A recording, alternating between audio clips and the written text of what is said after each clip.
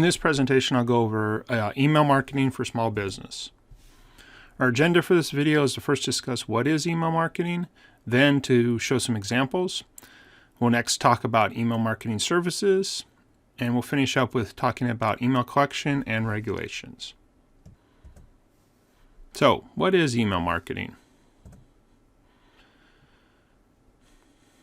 First, email marketing is just simply communicating with email. But it's more of a planned, systematized way. So the first thing you might do as a part of an email marketing service is to actually do order notification. So send in information if you're selling a product. Then you can follow that up with a shipping confirmation. Another form of email marketing is to stay in contact with your customers. And this could either be through newsletters or sales promotions. Some of the benefits of email marketing is one is it's inexpensive. Yes, the email marketing services do cost money, but the email itself is free. The other benefit is you can actually avoid phone calls. You can contact your customers asynchronously. You don't have to wait for them to pick up the phone or leave a voicemail and wonder if they actually got it. One of the other things that email marketing allows is personalization. This is the ability to use data merge fields to personalize the content of the email. So this could be like their first name, information about the service or product they're receiving, an address, basically any data you can capture about your customers, you could actually use to merge into a email marketing campaign and personalize that. The biggest benefit of email marketing is the ability to do automations. You can send a large number of emails at the same time. So again, this would be like a blast email where you're sending out your newsletter to your entire customer base. You can also send follow-up emails based on action. So if they click on a specific thing or open the email or do some other action that can be tracked within that email, you can actually do a follow-up. So let's look at some examples of email marketing. The first is a newsletter. This can be a way for you to update your business and provide other information. You could actually send out information such as tips or other information your customers may find useful about the products or services you had. You can also just send actually articles of interest that may be, again, something that's of interest to your customers. The other example is, again, confirmations. You can send out the orders. You could send out the receipt for the payment. You could send out a notification of the upcoming appointments. Again, there's lots of confirmations that occur within a business customer transaction that email can be used for. Some other options that are maybe a little outside the traditional selling products or services are opt-in offers. This might be a way where someone signs up by giving an email address, they get in exchange for, say, a digital product like a checklist or an ebook. Sometimes these are called lead magnets. The other option, another example, is what are called nurturing or drip campaigns. These are actually a series of emails that actually move somebody through. So this could be, again, a sales process where you start out with a opt-in offer with a lead magnet for a checklist, and then you try to nurture the potential customer through a series of additional emails moving towards specific actions you're trying to accomplish, like maybe selling your product or signing up for a course or something like that. So let's talk about the actual email marketing services.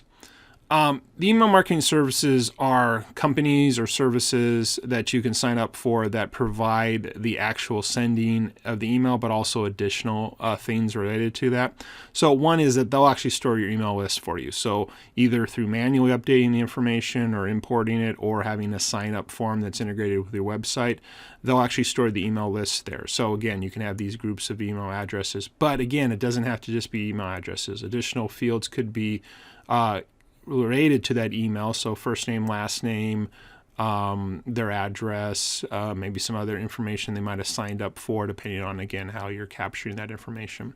But one of the benefits that the email marketing services provide is the ability to segment that so that not everyone on your email list is considered the same.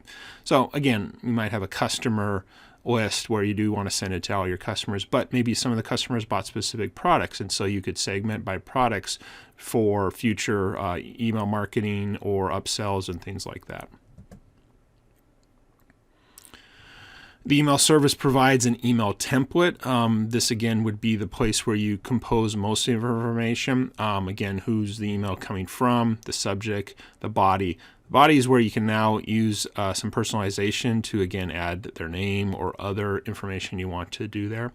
The email template can be graphically rich, so you can add some images. This may have an issue with spam, but again, if they've opted into it, they're probably looking for something a little more graphically pleasing with the layout.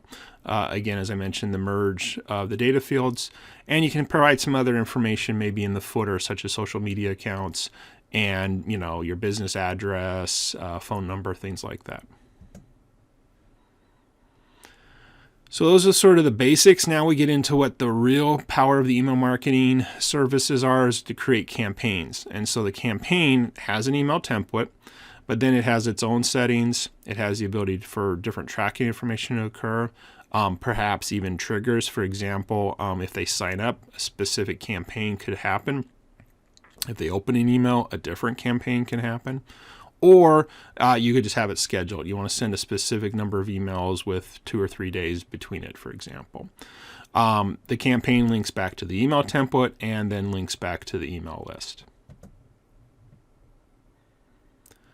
Finally, there are the different automation types that the email marketing services could provide. Again, some could be date-based, some could be on sign-up. Again, there may be a way within your thing you actually have them self-segment themselves, like maybe you offer to provide different information and you ask them, hey, would you be interested in option A or option B? And depending on that segment joining can actually cause a different campaign to fire when they open the email or even when they click on a link. So let's talk about actual email collection. There are a few different ways you can do email collection. One is this concept of opt-in, which is really short for option into. So if, again, they want to receive from you, maybe it's a newsletter or a free PDF or an ebook or something, they'll option into receiving by giving your email address. At that point, you have entered into a agreement where they are allowing you to send them information. The opposite, of course, is an opt-out, where they then say, hey, stop sending me things. But there is another way, which is in transactional. So again, if you're selling a product or service and they would like a notification of the order, shipping, tracking information like that, you've entered into a transactional relationship, and thus they've given your email address as part of that transaction. Let's speak to some of the regulations that are around email marketing.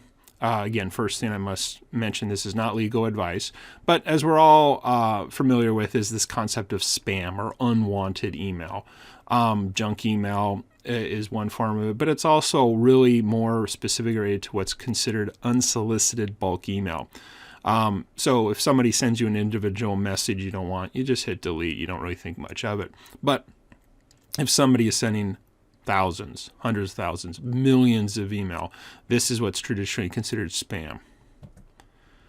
And there are a number of different rules related to this. The United States is under what's called the CAN-SPAM Act. You can go to the FTC to learn more information about it. But basically it talks and it specifies the things that must be done in an email to not make it spam. So again, don't be false or misleading the header information. The header is this kind of behind the scenes part of saying where the email actually came from. Don't be deceptive in your subject line. Don't say it's something to do with get rich quick, but it's actually for fake medication. You do need to identify the message as an ad. You need to tell them where you're actually located, tell them how they can opt out of it, and then honor those opt out. But the CAN-SPAM Act also means you have to monitor what others are doing on your behalf. All these information are laid out in much more detail if you go to the web link that's mentioned here.